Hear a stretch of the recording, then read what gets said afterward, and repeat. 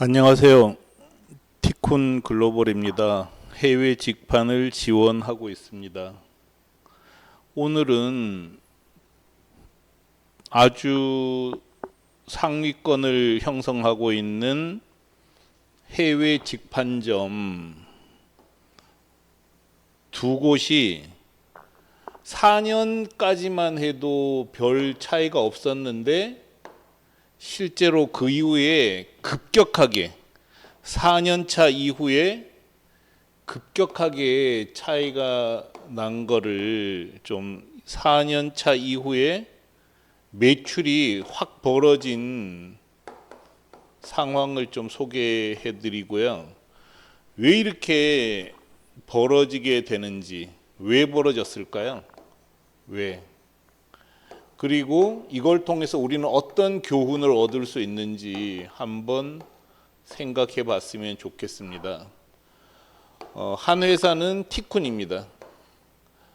티쿤 얘기를 직접 하려니까 좀 어색하긴 한데 그래도 2007년부터 2016년까지 10년간의 기록을 볼 수 있다는 점도 의미가 있을 것 같습니다. 또 하나는 이제 R사예요. R사는 2017년부터라고 봐야 되나요? 2017년부터 한 6년간, 6, 7년간 기록, 2024년 중반까지 기록, 이걸 한번 보도록 하겠습니다. 재밌지 않을까요? 뭐냐면 처음에는 별 차이가 안 나요. 근데 티쿤은 어쨌든 매출, 연매출 200억까지, 250억까지도 갔었죠. 280억까지 갔었나? 250억까지 갔었고, R사는 연매출 30억 하기도 힘들었죠. 이 차이가 어디서 났을까? 이런 걸 보면 여러분께서도 많이 참조할 수 있을 거라고 생각을 합니다. 제가 해외 직판 소개를 하면서 늘 하는 말이 이거죠. 수요가 있고 경쟁력이 있으면 광고하면 팔린다는 거죠. 이거는 뭐 철칙이잖아요. 뭐 상식이죠, 상식. 지극히 당연한 일입니다. 근데 이 상식을 지키는 게 정말 힘듭니다. 정말 힘들어요. 왜 힘든지 조금 이따 설명을 하겠습니다. 더 많이 광고하면 더 많이 팔린다. 알아요. 근데 절대 못 합니다. 다 이건 알아요. 근데 강심장이 아닌 사람은 못해요. 단골이 쌓임으로 시간이 가면 갈수록 차이가 벌어진다. 뻔한 거죠. 근데 이 뻔한 거를 자기 거로 만드는 게 정말 힘들다는 거죠. 자, 티쿤 기록입니다. 티쿤이 2014년까지, 그러니까 2007년부터 2014년까지 1, 2, 3, 4, 5, 6, 7, 8년차 기록이네요. 이 밑에는 R사 기록이에요. 이거 한꺼번에 나중에 이 영상 밑에 보면 링크 걸어놨으니까 한꺼번에 보시면 됩니다. 지금은 이렇게 보시고요. 똑같은 4년차죠. 똑같은 4년차에 티쿤은 월 평균 1900만 엔이었고요.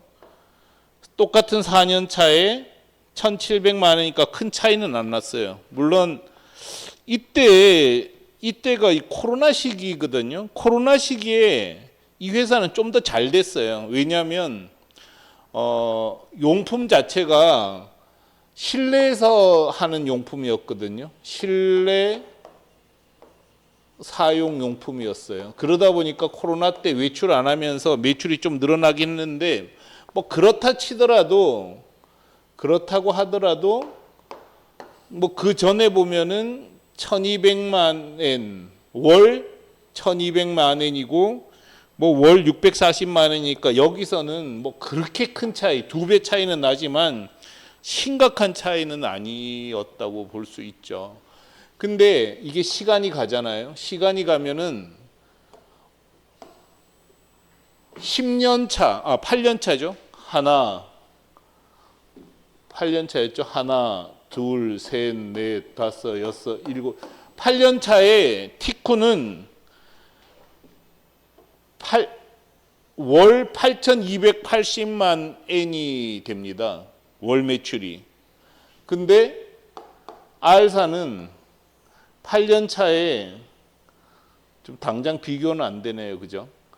그러니까 2,200만 엔이 되는 거죠. 7년 차로 따져봤을 때는 7년 차에 티쿠는 월 매출 이미 600만 엔인데 7년 차에 1,900만 엔, 그래서 3배 차이가 나잖아요. 여기도 8,200만 엔인데 월 매출, 여기는 평균에서 보면 2,200만 엔입니다. 엄청나게 차이가 나잖아요. 이런 차이가 물론 아이템의 차이도 있겠지만 사실은 광고의 차이입니다. 광고. 티쿠는 초기 6년간 월 평균 35만 엔, 초창기엔 돈이 너무 없었으니까 35만 엔, 114만 엔, 150만 엔, 170만 엔, 200만 엔 계속 늘려갔죠. 이렇게 2014년에 월 430만 엔. 근데 이것만 들어가는 게 아니잖아요. 이걸 집행하는 사람도 들어간단 말이죠. 그래서 인건비가 또 투입이 돼요. 여기에 당연히 인건비까지 포함하고 그 다음에 인건비와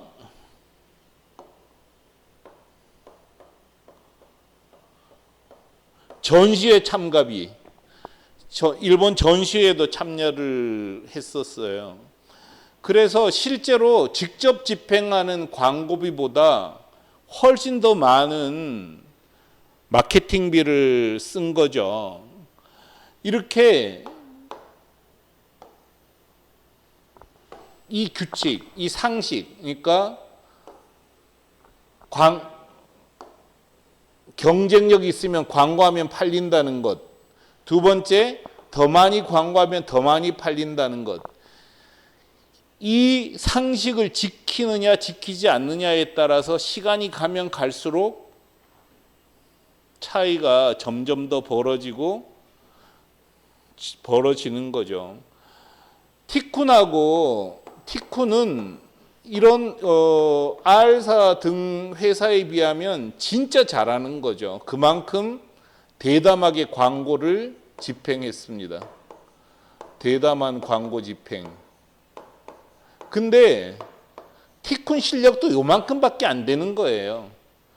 티쿤 같은 회사는 진짜 조그만 회사들 중에서 좀 잘난 척하는 거고, 쿠팡이나 이런 회사에 비하면 실력이 없는 거죠. CEO가 투자를 유치하지 못하는 거고, 자금을 동원하지 못하는 한계가 있는 거죠. 그렇지만 규칙은, 이런 걸 통해서도 우리가 꼭 마음에 새겨야 될 규칙은 더 많이 광고하면 더 많이 팔린다는 거예요. 근데 이걸 알면서도 사람들은 못합니다. 더 많이 광고하면 더 많이 팔려. 근데 이게 지키기가 너무 힘든 거죠. 왜냐하면 광고비는 당장 들어가는 돈이잖아요. 광고비는 현찰이에요, 현찰. 이거는 현찰인데, 광고 결과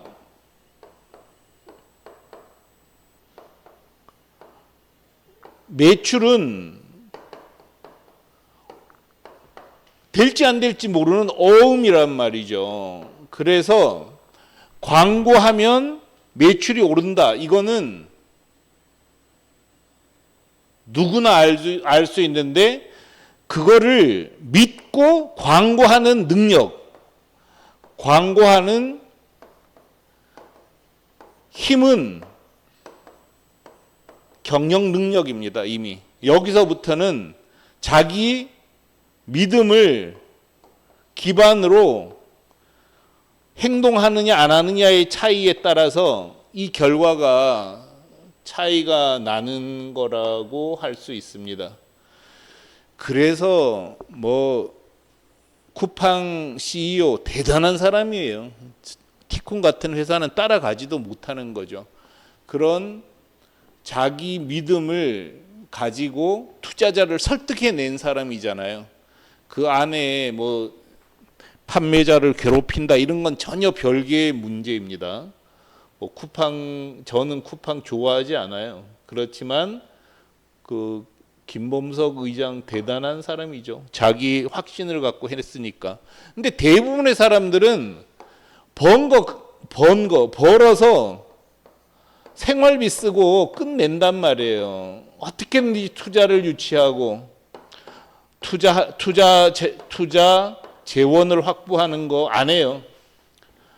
투자 재원을 확보해서 아이템을 늘리고 광고하고 이런 거 안 하고 조금 번 거 갖고 생활비 쓰니까 발전이 안 되는 거죠. 이 차이가 경영 능력 차이입니다. 결국은 경영자 능력 차이예요. 저는 이거는 상식이잖아요. 이 상식을 지키냐 못 지키냐에 따라서 기업이 크냐 제자리 걸음하느냐가 결정된다고 생각을 합니다. 티쿤이 이런 통계를 가지고 여러분에게 판단할 수 있는 여러 기회를 드리는 거예요. 이런 통계 누가 공개하겠습니까? 티쿤이나 공개하는 거잖아요. 그래서 여러분께서 이런 걸 보고 어떻게 할지 판단을 하셨으면 좋겠어요. 늘 말씀드리지만 이 내용은 영상 밑에 있는 링크 주소 누르면 이 게시물 볼 수 있어요. 보시면서 판단하시기 바랍니다. 그리고 해외 직판 단톡방에 지인들 참여시켜서 돈 버는 기회 제공하셔요. 그 다음에 해외 직판 정보 교류에 19명이 참석했던데 많은 분이 오셔서 또 좋은 정보 받아가시고 또 나눠주시기를 권해드립니다.